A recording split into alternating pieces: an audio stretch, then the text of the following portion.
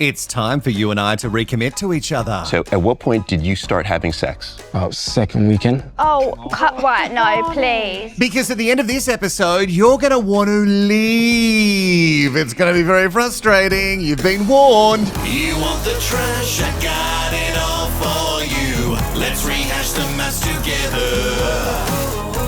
A sassy hole that only speaks the truth. Nobody gaslights you better.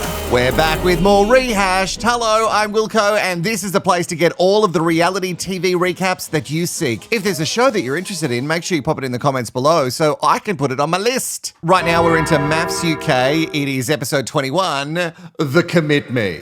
Before we get to the blessed couch time, we must do a whip around to find out what the love lab rats are up to. As you know, John and Abi are just a little bit too perfect for me, but this is actually the realest thing that's been said on this season. We were close enough to the chaos, but far enough away to not be directly involved. Yeah. Oh, that's how I live my life. I want to be close enough to the chaos so I can see it, witness it, breathe the same air as it, but I do not want to be involved in the chaos. I want to see it. I want to talk about it later with my partner in bed, but I don't want the chaos in my life. Capiche? Over with Leisha, she's just as delusional ever in her relationship with Reiss. We're going in the love direction.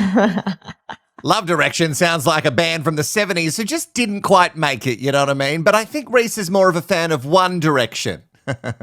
No, not the boy band. I mean, the One Direction being the exit out of this relationship. Leo and April are no good because he is trapped in this persona of the hot dog, Mr. Hot Dog Sanchez, and he just can't find the real Leo. Bit confused who Leo is currently. And Grace and Ashley are, I don't know, talking about how they're going to try and make it work and how they really like what they're in and who cares? Just because we've been in it so long now and I keep waiting for the good bit. Yeah, you guys just rinse and repeat this behaviour. I think maybe it's a double leave. Maybe a double leave. Oh, that'd be nice. Speaking of a leave of the double variety, everybody has Julia Ruth and Divarni on their lips. Well, Devani definitely has Julia Ruth on his lips. Maybe the other way around too. But Julia Ruth is actually really proud of herself. And I mean, okay. You go, girl. I think it's hard for Keye to champion our relationship because we had made that mutual pact to not tell anyone until we were both ready to do it together as a team. Once you start disrespecting someone over and over again, it becomes a habit. And I think after watching her speak here, is she gonna stay? And really, is it because you like Devani? But I've said all this before, so why waste our time? We can't muck around because the commit me is upon us. Oh, look, the glorious couch is there waiting to have people be ripped to shreds. And my eyes lay upon a 2 shillings who was actually dressed really rather fine. And, I don't know how to feel about it. She's very restrained. It's kind of let me down. 2 shillings, you've come to be known for the not great advice, in fact, not saying too much at all, and the bad fashion. I don't know why you'd want to change it now. I guess with this, Paul has seen a bit of an opening to take some of the attention with his fashion. You could see over the episodes of The Commit Me's, he's really been trying. But this is some sort of Kenny Rogers studded number. Tell me about it, studs. So many studs. Hey, would you like to have a little quickie couch session with me? Maybe a few. Oh, sure, that didn't take much convincing, didn't it, you hussy? The lady lovers get on the couch, and they are absolutely a part of the quickie sessions this round because what a huge turnaround for them. Look, Leigh did actually have a bit of a breakthrough in the last Commit Me, so maybe this 180 is real. I mean, it could be, but Julia Ruth is absolutely not buying it. The intimacy between them still hasn't gone any further, but that's because, actually, how did they put it? They both got the call of Mother Nature. I mean, do we still have to say that? You both got your periods and you didn't want to play while that was happening. Oh, I'm sorry, honey, I can't do this tonight. I had the call of Mother Nature. Leigh thinks that it's actually a real shame that some people, Julia Ruth, don't believe the turnaround. I think at this point, Julia Ruth's been called out for so many lies that she's backed into a corner and all she's trying to do is change her narrative. It's pissed me off. Feedback is fine, but lies is not fine. And even though they messily brought in Julia Ruth and Divarni into their own couch session and they're fuming, it is still a double stay for the lady lovers. Rebecca and Bailey talk about their their one little bump that they've had so far in their relationship this week. It just seems so simple to me. Rebecca put in this boundary. I'm assuming Bailey didn't bring up this boundary. Rebecca put in this boundary, then Rebecca broke it, and then she was mad that he didn't forgive her quick enough. And so she left the apartment because she couldn't get what she wanted. I think it is a bit concerning that Rebecca did run, considering that Bailey wasn't doing anything that was like considered toxic. Like he just didn't want to speak to her right then because he was very disappointed. And that's okay. People can take their time to talk. And that's what was blocking me to tell Bailey that I loved him and why I just couldn't take that next step. That's what was blocking me from saying it. I do love you. I love you loads. Love you too. It's beautiful. I don't know. Oh, I'd love to get your comments on this. Pulling out the love card after, like directly after she's just done something wrong and they've had an argument about it and she's had to take the ownership over. Her now saying, no, I do love you. I don't know. It feels like a weird time. Anyway, they are a double stay. Abi and John, they're all good, even though it was love and hate week. Oh, they could barely find anything to hate about each other.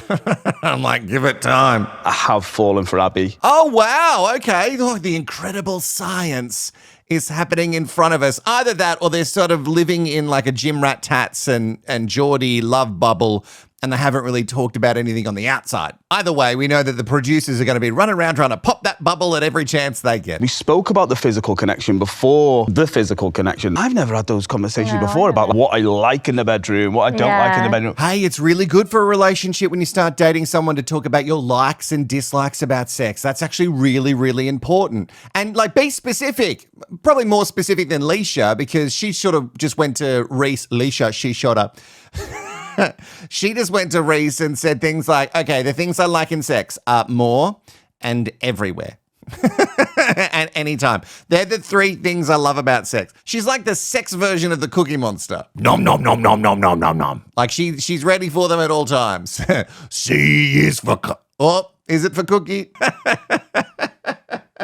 I didn't say the word. I just alluded to it. To be fair, I love that word. And I love that in Australia and the UK, it's not as offensive as it is in the US. So I can't wait for the US Sweet Baby Angels to be so offended that I would even allude to that word. Anyway, it's a double stay for, what are their names? Abi and John.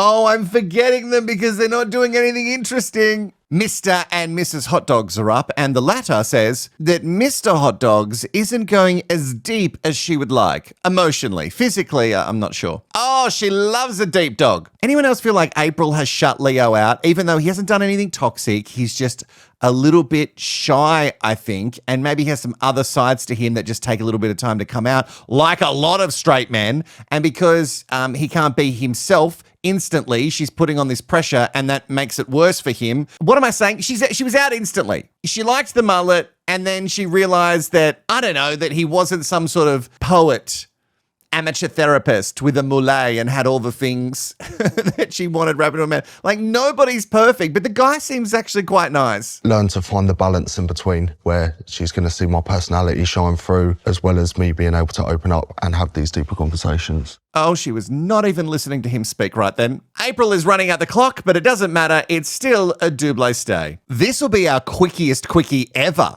David and Kia, well, they're fine. We played with otters. We've had a wonderful time. Ooh, so many otter jokes, you know, so many otter jokes. And so many people in the comments don't know what otters or twinks are. So, you know, I'm never hard up for an otter joke. Anyway, it's a double stay for the homosexuals. Reiss and Leisha are up and they're saying that life is actually really chill. She cooks, they watch movies, she talks, he apparently listens, and they're saying things like out of a relationship satisfactory rating for the science, they're rating it a 7. And even though it's already too high for me, what could make it better? One of the things was I'm not spontaneous enough in the bedroom. We get to it, like say in the evening, whereas I think Leisha wants it a little bit more, I don't know, lunchtime, morning, like anytime she gets. It's still happening in the evening. In bed, that's the comfy spot, right? Not even always lights out. It's just a comfy spot. Once again, another real partner chat, you know, that is good to bring to the MAFS screens because we all need to talk about it. It's really annoying sometimes when you've got a partner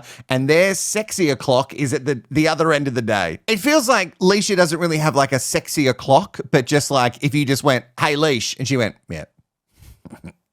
Yeah, I'm ready to go. Which is certainly not the case for some women. And I'm sure there are heaps of guys out there going, oh, geez, Reiss, isn't he a lucky guy? But there's also guys out there who aren't as sexually driven as movies make out multiple times a day. I mean, who has the time? If I feel like I want to do it, I'll just do it. Or like if we wake up in the morning, we'll just do it. But Reiss is like... I schedule it in. Hey, some people, I'm not saying it's me, but some people schedule in sex.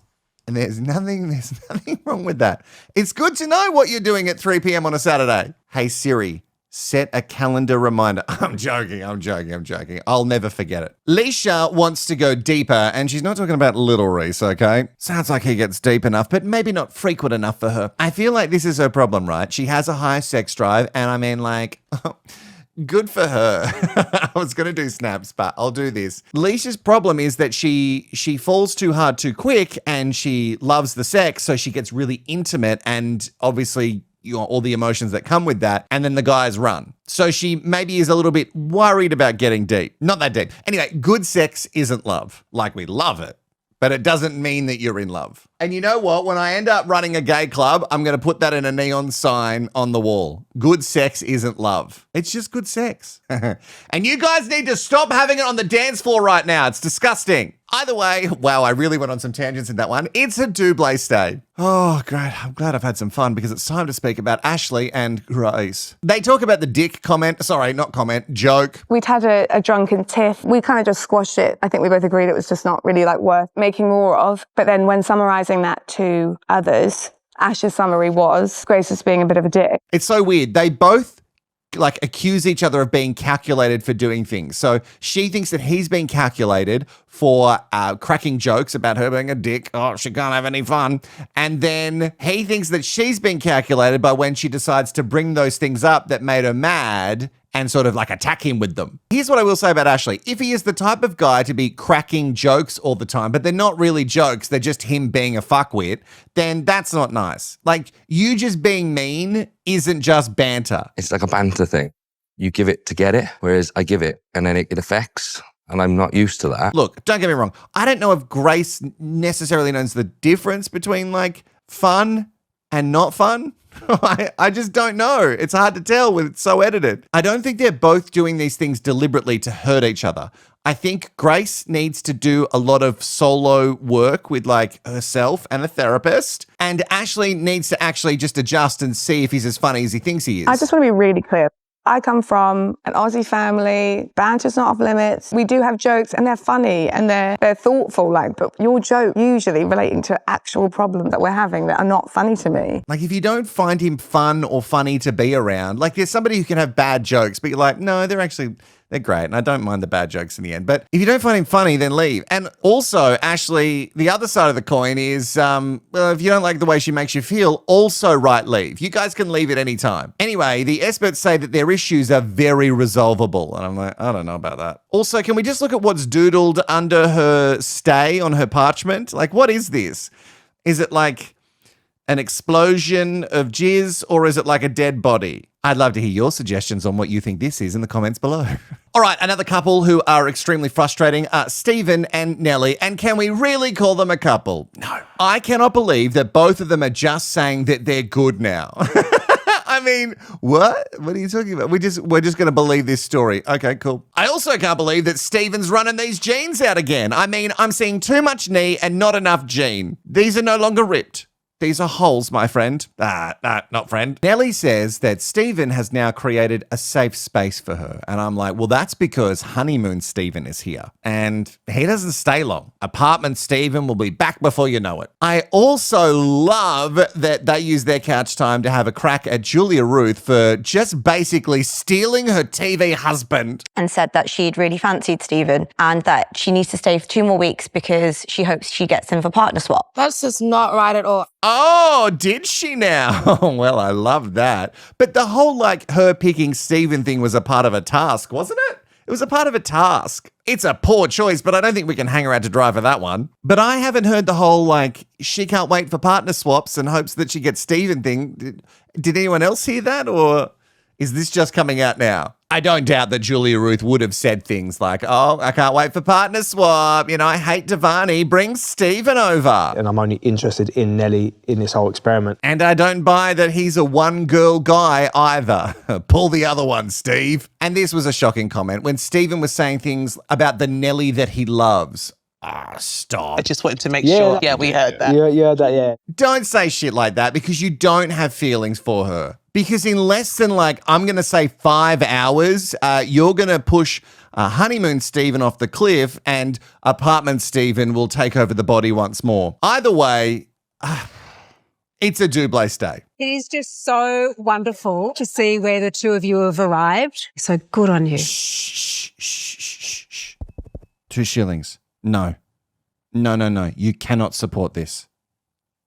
Bad expert. All right, Jim Rat Tats is still a no-show, so Maeve is solo on the couch because Joe is at his grandfather's funeral. This whole couch session is weird to me. What can Maeve work on when Joe's not there? Because all of her problems at the moment seem to be stemmed from she's not getting the information she needs from Joe. Now, don't get me wrong, there are plenty of things that Maeve needs to work on her own. Like, it is very interesting that Maeve says that one of the key pillars for her are communication, but she is the worst at communicating because when anybody tries to communicate her, she just yells. Her instincts are telling her that something's not right, which we've been hearing for the last couple of episodes. And the experts are like, let's lean into that because they know too, I think. Oh, and to be messy. I wonder if it would be helpful to fill in some of those gaps by opening it up to the group. Oh, I said to be messy, but really it's the messiest. The experts, even though they say, we don't see things, have obviously been told by the producers to grill Ashley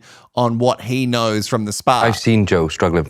We went to the spa and he sort of opened up about a few things. I'm kind of torn, put me in a really shitty position. This is the worst spot for Ash to be in. And don't make it worse for this man. He's had to live with Grace, okay? For all the Grace fans out there, that was just a bit of fun. It's banter. But also, what can he say? There's nothing he can do. If he doesn't say anything, he's shit because, Maeve really should know. And if he does say something, he's also shit because he was told this in confidence. And when we say in confidence, cameras were there and they were mic'd up. Look, if Jim Rat Tats had left the show for any other reason, then I would say he's a complete deadbeat, out all of his skeletons out of the closet. Go for it. But he left to go to hang out with his family for a funeral for his grandfather. You know, I don't know if we should crucify him. But then again, he doesn't love her and he hasn't told her. I don't know. He probably should have just told her over coffee. Either way, the timing has worked out great for him because he gets to hide from Maeve and maybe he can just slink away. If you're asking my opinion, with the headspace that he's in, I don't think he can give you what you need. Well, that's actually a very good way out of it, Ash. I applaud that. You've done well. Also, Maeve, you need to work on yourself and be less reactive. Nobody wants to bring anything to somebody who's going to blow up. This is just because we saw it with Sarah and Dean. Does it feel like she's kind of being pushed out the door? But what's your heart telling you? Is it time for you to choose you? Yeah, we don't really care what's on the parchment right now, but maybe it's your brain telling you, is it saying leave? Because we've got too many people here and none of them will fucking leave. Oh, not a win for the experts who really were probably going to get some sort of bonus if they could get her to leave and then Joe would come back and be like, what? She's gone? I actually don't know if Joe's coming back. But Maeve wants answers and she's going to stay. And my thought process is wait for the reunion. Just let you, you know in your core that this is not going anywhere. And the experts were really pushing you out the door, so take the hint. All right, this is the moment you've all been waiting for. And when I say you, I mean me. Julia Ruth and Divarni are finally on the Commit Me couch because we saved the best for last and they're recounting everything that has got them to this moment. So at what point did you start having sex? About second weekend. Oh, right, no, please. So obviously Devani is confused because he was in this relationship and even though it wasn't smooth sailing, it was a physical relationship, which can also be very confusing at times because you're like, we argue, but then we have really great sex. And, well, he might think it's great sex. Who knows what Julia Ruth thinks? We'll never find the truth with her. Then he finds out that his TV bride has been lying and kind of shit-talking behind his back. And then they get back together and go to the Din-Dins party together. What? Was it vulnerability or were you being worked? I love that Paul is like, do you feel like you're being worked? Is she working you? Yes, he's being worked. We can all see it. If you are physically attracted to him, what is the answer? This is a yes. I'm going to fall off my fucking seat. Yes. This is huge. Now, what a crazy ride for us to be on. This woman shit on this guy for not being physically attractive enough for her, right? And the height was the biggest issue. And now she's saying yes. It's a yes. It would be one thing for you to go, well, initial attraction, not great. Let's see if we can let it grow and see if something happens. But clearly some attraction was growing, but what she was doing while that attraction was growing is she was like, let's keep it a secret. And then she was shit canning him to everybody else, anybody who would listen. I just don't know what Julia Ruth's goal is. Like, I saw someone in the comments wrote something about like, I think her goal was to be the villain all along. And I'm like, yeah, I guess, but then you'd just be a better villain. Why did you feel the need to make a pact in the first place not to disclose your intimacy? At least for me, quite a lot we were dealing with anyway, and it just felt like another can of fuel. Maybe that wasn't the right thing to do. I fully agree with that. By doing that, there's tremendous amount of lies. Yeah. And quite honestly, a lot of wasted time. Devani, I think you have been had, tooken, hoodwinked, bamboozled, led astray, run amok. If she'd made a pact with him just to keep like the broad details of their intimacy a secret, then that would be fine, right? And then she didn't go around shit-talking him. Like if she just said, look, we can say that we're being intimate, but like our private life is our private life. Let's not share everything. That's fine. But it seems like she didn't want to tell everybody because she wanted to manipulate the storylines, but also that she was ashamed that she slept with this guy. Or maybe she's got someone on the outside and she doesn't want them to know. Suggests to me, and this is my opinion, that actually this was something, Julia Ruth, that you had decided on and that you, Devani, went along with. Either way, Julia Ruth wanted Devani to be quiet so she could manipulate the narrative to make him look bad. Paul is so right in saying, and I hate saying this about the S-Birds, but he's so right in saying that Devani needs to wake the fuck up. Even when she's saying things like, I'm not controlling you, right? Say your piece, so it's not that I'm controlling what you say or put words into your mouth. Right? Like, no, I'm not controlling. And she looks at him in a way which I think, no, I think you're trying to control him now. He's also asked by the group if there's anything that Julia Ruth could do that would turn him off, and we never really get an answer. I've never heard somebody sit on a couch and lie so much in all my life. Like, I'm actually shocked. Like everything that's coming out of your mouth is just a lie this whole time. And once again, it's like Julia Ruth doesn't realize that this is a show that's going to be on telly because she denies a bunch of things that she has said about Devani. And it's like, honey, baby, it's all recorded. I've said the traction has been very slow and not been there from the start. Yes, you haven't said that, Julia. You said you are not attracted to him. And even if it wasn't recorded, you said it to multiple people who are sitting on the couch, and of course they're going to call you out for it. My question is, does she even know how much she's lying? Or is this just who she is all the time and she's convinced herself that, no, I didn't do that? Like, does she believe her own delulu? Give us your decision first. It's a bit disrespected, left, right, flipping, centre, underneath the rug and whatnot. 100% truthful, 100% honest. I don't need to be here. What? Next time. Wait. Did we miss something? Is that it? No! Shut up. Channel 4, don't pull this shit with the whole next time. I don't, no, I don't want to hear it. I want to know what's happening this time now. Well, that is another Commit Me done for Married at First Sight UK Season 10, Episode 21. Well, we're really getting through them. I don't know what you're going to do when this season's done. Oh, I know. There's going to be more videos on Rehashed. If you're a part of the All the Way Club and you and I go all the way together. Never smoked in my life. Incredible acting. You need to make a pact with me in the comments below. You can just say, let's make a pact. You can write the pact, or you can like write specifics of what our pact should be. And I will read every single one of them. If you've got this far, please like the video. Have you subscribed to the channel? And thank you to everybody who donates. It really does help keep the lights on and the cameras rolling. So go to rehashed.com.au or just give thanks. And I will see you in the next episode of MAFS.